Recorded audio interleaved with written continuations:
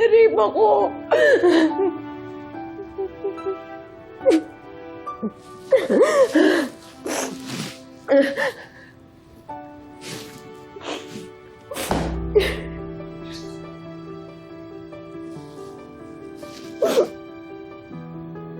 Mira.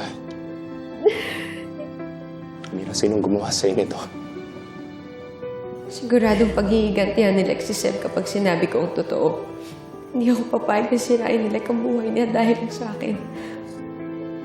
Mira, sabihin mo sa akin, sinong gumawa sa'yo nito? Sino? Sabihin mo!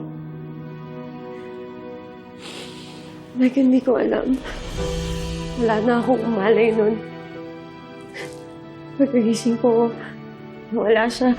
Tapos narinig ko na lang yung crazy five na tinatawag ako. Kaya tumakbo ko papalayo doon na nagsimula lahat.